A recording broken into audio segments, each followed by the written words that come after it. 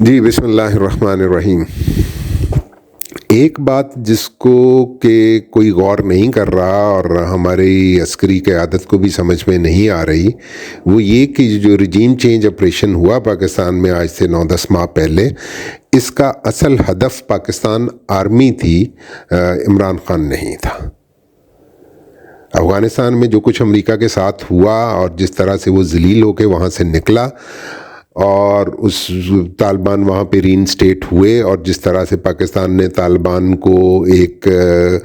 या हक्कानी ग्रुप को एक प्रोटेक्शन दिए रखी, अमेरिका को उसका बहुत दर्द और दुख था और उसने पाकिस्तान आर्मी से बदला लेना ही लेना था। और इससे भयानक और कोई प्लान नहीं हो सकता कि किसी फ़ौज को उसके अपने शहरियों के हाथों रुसवा कर दिया जाए और उनकी नज़रों में गिरा दिया जाए और उनसे लड़वा दिया जाए। और ये काम उन्होंने बहुत स्मार्टली किया। इस काम में जरदारी ने और नून लीग ने और बाकी पीडीएम में और फजलुर रहमान ने, इन सारों ने साथ दिया अमेरिका का और अमेरिका के उस एजेंडे को कैरी किया।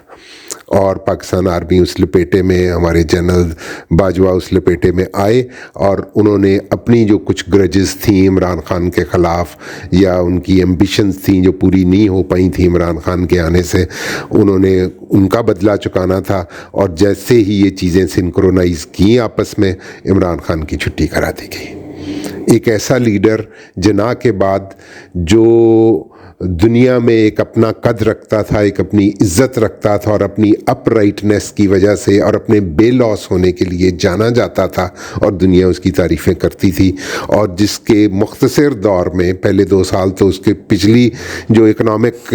डिज़ास्टर्स थे उनको मैनेज करने में लगा और आखिरी 2 साल में उसने 5.8 का ग्रोथ रेट दिया, जिसको दुनिया भर की एजेंसीज़ ने और सर्वेस ने एक्नॉलेज किया।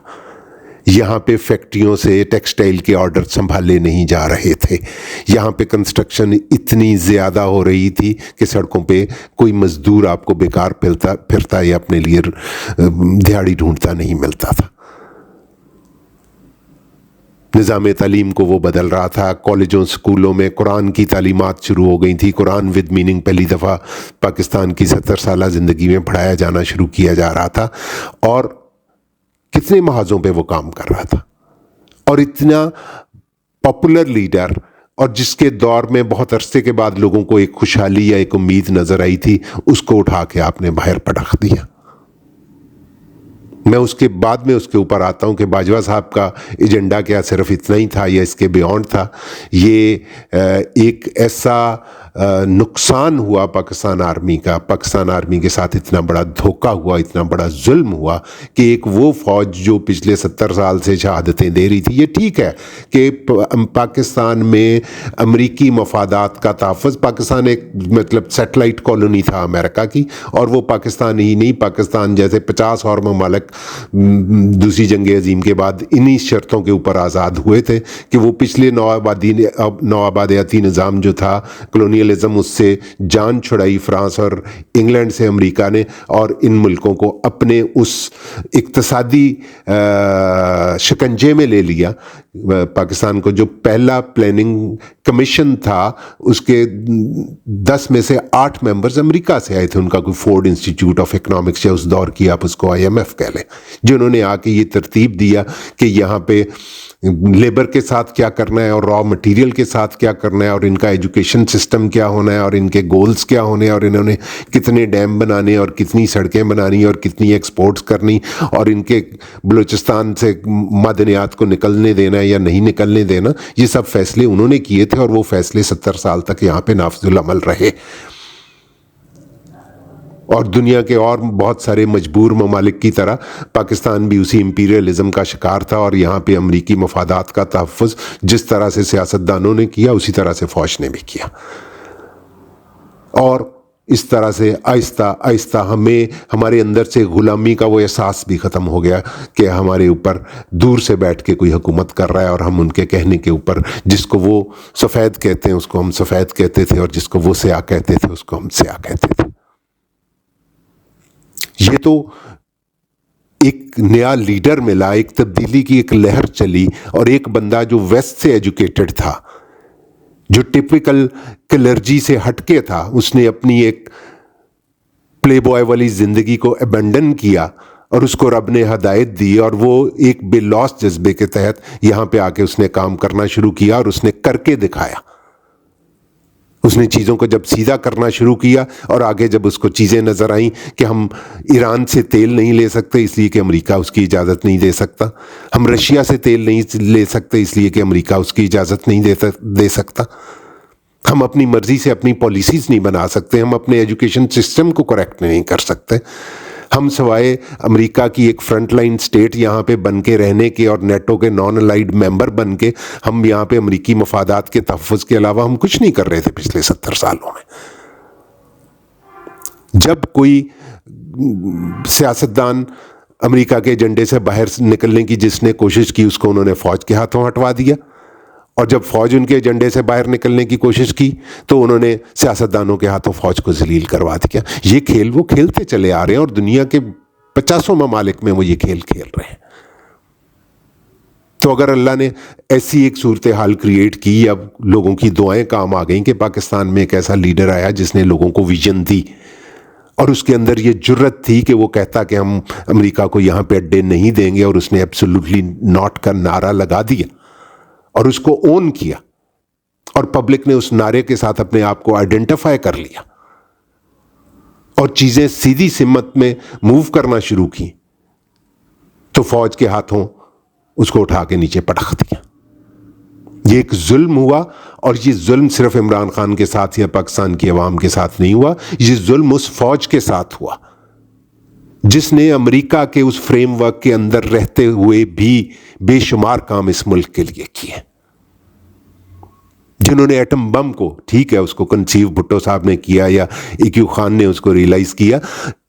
उसको प्रोटेक्ट पाकिस्तान आर्मी, उस सारे प्रोग्राम को प्रोटेक्ट पाकिस्तान आर्मी ने किया। अफगान तालिबान को या हक्कानी नेटवर्क को प्रोटेक्ट किया हमने, तो वो इस काबिल हुए कि वो जाके दोबारा काबिल के अंदर बैठते और उनकी हुकूमत अमेरिका के जाने के बाद कायम होती। और पाकिस्तान के बेशुमार अदारे हैं जिनके अंदर फौज की इनपुट जो है वो जबरदस्त रही है।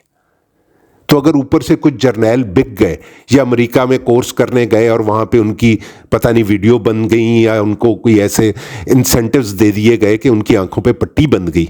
और वो एक गलत रास्ते पे चल पड़े, तो इसमें पाकिस्तान की फौज का कोई कसूर नहीं है और इसमें पाकिस्तान की अवाम का कोई कसूर नहीं, और इसमें पाकिस्तान के किसी सियासतदान का कसूर नहीं। सियासतदान भी इसी तरह से ब्लैकमेल होते आए और इसी तरह से हमारे जर्नैल भी हो गए। बाजवा साहब की कहानी जरा बाकियों से अलग है, उनके इर्द गिर्द कादियानी इन्फ्लुएंस इतना शदीद था, और ये बात अलग से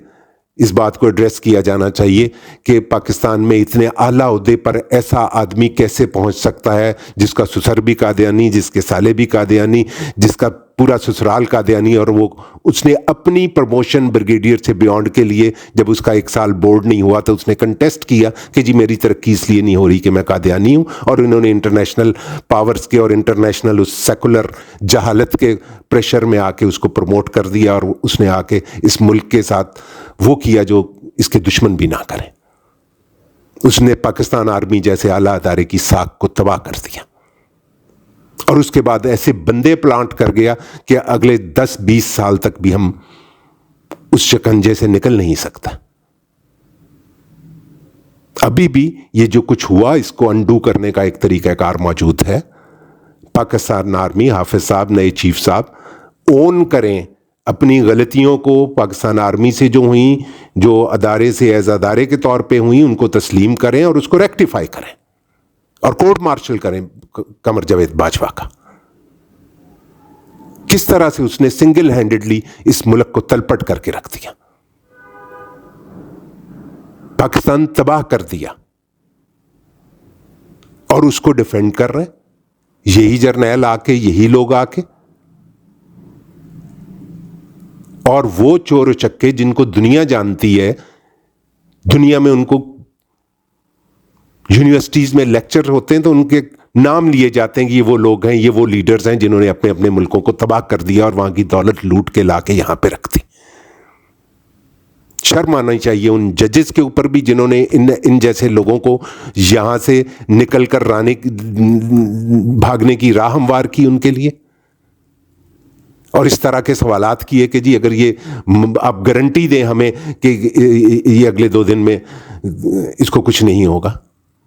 उनकी जिंदगियों की गारंटी सिटिंग गवर्नमेंट से मांग रहे थे ये। तो अभी भी है कि जो हमारे नई अस्करी क़यादत है वो इसके ऊपर गौर करे और अपनी मिस्टेक्स को रेक्टिफाई करे, और वो लोग जो पाकिस्तान को पिछले 8-10 महीने में इस हाल को पहुंचा दिया है जिन्होंने, उनको सजाएं दें, उनके कोर्ट मार्शल करें, उनके ऊपर मुकदमे चलाएं और लोगों को पता चले कि ये हमारी फौज है और ये फौज ही हमें इस इन्हतात से निजात दिला सकती और इस जवाल से बचा सकती जो हमें सामने नजर आ रहा। हमें पाकिस्तान आर्मी को बचाना है, इसलिए कि पाकिस्तान आर्मी के ज़ुम्मे है और उन्हें अपनी ये ज़िम्मेदारी पूरा करना होगी इस मुल्क के तहफ़्फ़ुज़ की। और खान साहब ने कुछ नहीं आज तक कहा पाकिस्तान आर्मी के बारे में। उन्होंने जब भी पाकिस्तान आर्मी के बारे में बात की बहुत मोहतात अल्फाज में बात की। ये फ़ौज के बारे में जितना गंद उछाला जा रहा है ये मोस्टली दूसरी तरफ से आ रहा, और उसके पीछे एक अमेरिकन माइंडसेट है और उनके लॉबिस्ट हैं और उनके मशवरा देने वाले हैं उनको। वो बड़े तरीके से एक तरफ खान साहब को और उनके साथियों को और उनके सपोर्टर्स को तशद्दुद का निशाना बना रहे हैं, और दूसरी तरफ फौज के बारे में वो बयानबाजी कर रहे हैं। और लामहल्ला इसका नतीजा ये होगा, अगर ये सूरत हाल को रिवर्स ना किया गया और इसको यहाँ पे ना रोका गया, तो उसका नतीजा ये होगा कि अल्टीमेटली खान साहब को कोई नुकसान पहुँचेगा और उसका सारा इल्ज़ाम फ़ौज के ऊपर आ जाएगा। हम बैठे तमाशा देख रहे हैं, हम बैठे बैठे अपने अपने अदारों के तहफ़्फ़ुज़ की कहानियाँ सुना रहे हैं और अपनी ज़िद्दों पे अड़े हुए हैं। तो मैं हाफिज़ साहब से मेरी ये रिक्वेस्ट है, और ये हर दर्दमंद पाकिस्तानी की रिक्वेस्ट है, कि फ़ौज की इमेज को बहाल करें। फ़ौज से जो गलतियां हुई या फ़ौज के जर्नैलों से गलतियां हुई उसकी पूरी फ़ौज को उसका ज़िम्मेदार ना ठहराया जाए। हमारे भाई, हमारे बेटे, हमारे बच्चे इस फ़ौज का हिस्सा हैं और हमने कुर्बानियाँ दी हैं, और हम ये चाहते हैं कि फ़ौज की इमेज को बहाल किया जाए और फ़ौज जर्नैलों से जो गलतियां हुई हैं उनको रेक्टिफाई किया जाए। आर्मी रूल्स में भी तरमीम की जाए, और ये जो रिटायर्ड फ़ौजी अफसरान की पेंशन बंद करने और इस किस्म के इख्तियारात आर्मी चीफ के पास हैं वो भी ख़त्म किए जाएं, और किसी कादियानी या कादियानी इन्फ्लुएंस के अंदर रहने वाले बंदे को एक ख़ास हद से ज़्यादा उसकी तरक्की को रोका जाए।